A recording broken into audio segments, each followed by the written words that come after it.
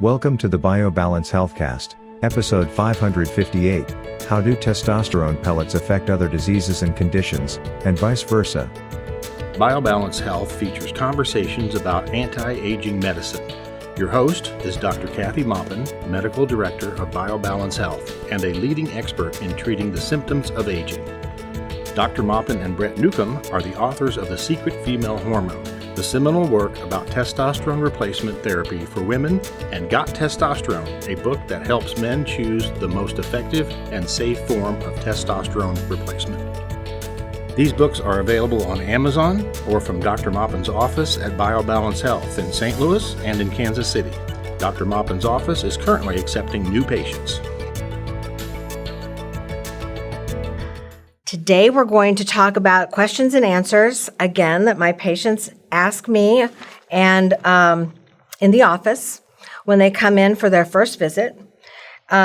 We talk about their medications, we talk about the illnesses they have or their family illnesses, and we also talk about what those illnesses or the medications that they're on how they will affect the outcome of their testosterone treatment. We use testosterone pellets. They are the best form of testosterone to use. They are the safest, they're the most effective, and they last the longest. So that's what we're talking about. We're not talking about all kinds of testosterone because I can't speak to that. I choose not to use all kinds of testosterone because when you have the best and the safest, you don't want to change from that. I can get people really all the way better, even after they felt terrible, after they've gone through menopause or they've decreased, or men have decreased their testosterone with age, they can come back to life. And I can't do that with any other form of testosterone. So that's why I use testosterone pellets. But there's always a lot of questions because it's not that common. It's more common now than it was 20 years ago when I began this practice. But people always have questions. So one of the most common questions has to do with diabetes. It's they ask me if testosterone pellets are safe to take if you have adult onset diabetes, or if you have prediabetes, which is usually also called insulin resistance. So it's the first step toward diabetes. And honestly, the answer is testosterone actually helps you. It helps you lose weight, helps you lose fat, helps you gain muscle, which burns calories. And the treatment for prediabetes or even adult onset diabetes is weight loss. So if you can lose weight, you can improve your situation and your symptoms and how much medication you need to take to normalize your blood sugar. So testosterone does that. It also brings blood flow to the muscles. And even if you don't exercise a lot, you will have more heat generated in your muscles and more calories burned.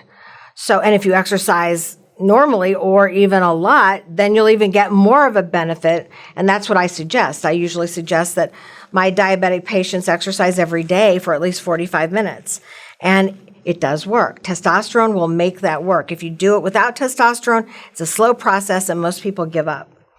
But testosterone makes this all happen. It's just kind of like what we say, oh yeah, well kids, they can lose weight no matter, if they have prediabetes, they can just, get on the treadmill every day for a couple minutes and they lose weight, or they don't eat dessert and they lose weight. Well, that's what testosterone does. It brings you back to that kind of metabolism. So it will be much more like when you were younger and it made it possible for you to lose weight. So that's my answer, is it makes diabetes and prediabetes better. The next question is, if I just began to have depression and anxiety at age 40, but didn't have it my whole life, will testosterone help that? And my answer is yes. That's usually because you're lacking testosterone, and testosterone is a mood elevator. It brings you back to being happy when you should be happy, being sad when you should be sad. You're not just giggling happy all the time. Life's not conducive to that. It just makes you normal. So that is one big difference with by giving testosterone in pellets. The other forms of testosterone don't usually have that same effect. So we often get our patients off antidepressants if they just became depressed at a later stage in their lives, like after 40.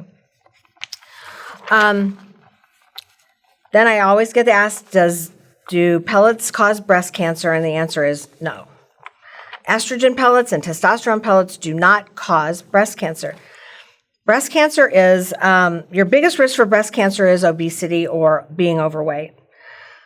Fat makes a lot of estrone, which is the old lady estrogen, and that is not good for an early breast cancer. It makes it grow. It still doesn't cause it, it just makes it grow quickly.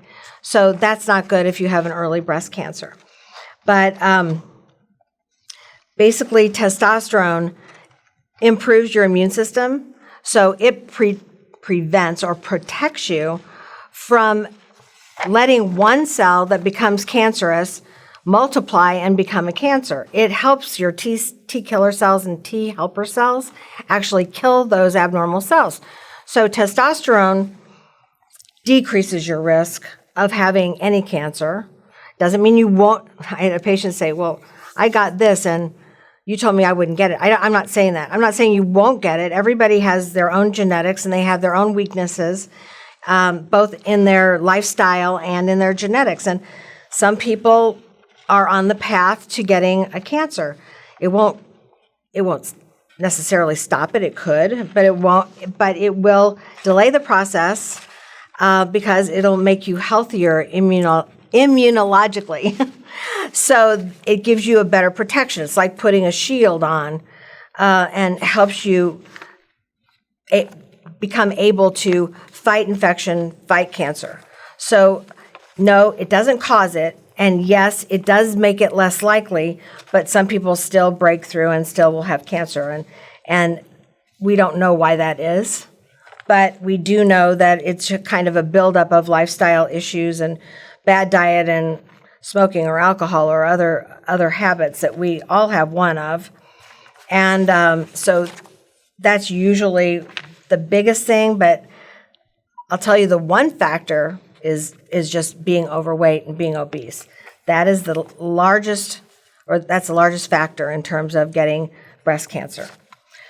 So, and it's very hard to lose weight. So testosterone helps that. So you might want to think about that if you're really worried about breast cancer. Some patients have used alcohol a lot. I ask that question. I have to know your history for alcohol and marijuana or other drugs, not prescription drugs. And they ask me, because I drink a lot or because I use these drugs, is my dose going to be different? Is my outcome going to be different with testosterone pellets? And the answer really is yes. If you drink daily, you're an alcoholic, or you binge drink on the weekends, you drink a lot, then you are going to not get the full effect of the testosterone helping your immune system, and you're not going to lose weight like other people would. Alcohol shuts down the process of breaking down fat. Your whole body just shuts down and gets rid of the alcohol when you drink. It's a priority because it's a toxin. My COO, Joe Ballman, told me it's a toxin, it's not a food, and I learned that late in life. So then I investigated it, and that's why people who drink a lot don't lose weight, and that's because their body just stops burning calories and puts its full attention on getting rid of that alcohol. So and your liver is the center of doing that. Oftentimes, drinking will cause your liver to be abnormal, as we all know. So it can have other lasting effects as well. But it will cause you not to feel your testosterone as well, and you won't get all the benefits from it. Same with smoking. Smoking causes your metabolism in your liver to break down your testosterone faster. So it means that somebody who comes in and says, I've been smoking for 5 years, 10 years. what is that going to do to the effect of the testosterone on me? And my answer is, you're just going to need a whole lot more. Well, when you need a lot more, it's either needing more pellets or a higher dose, or you have to come in more often. And sometimes it's both. So your liver doesn't just go back to normal when you stop smoking. Your liver's still geared up and still breaks down your hormones faster. So that's the answer to that. Marijuana is similar. Marijuana is going to stimulate the enzymes in your liver to break it down faster, and that's going to make you have to have a higher dose. But lots of prescription drugs that go through the same P450 system, enzyme system in the liver, actually do the same thing. So if I have a patient that has 5 drugs that go through that same enzyme, I'm going to have to increase the dose for that patient if they're going to stay on those drugs, because it literally just speeds everything up, and it doesn't just like, oh, well, you're not taking that drug for a couple of days, I'm going to gear down. It doesn't do that. It just stays at a high level, breaking down, unfortunately, not fat. Unfortunately, it's breaking down your hormones so that you hit a lower level faster. So yes, those things do affect your testosterone dose. Testosterone doesn't affect how you feel when you use marijuana. I'm not an opponent to marijuana used medically, but it's just like any other drug when we use it medically. But for recreation, it does the same thing as alcohol, basically. So it's not as habit-forming or not habit-forming in general. It can be, some people have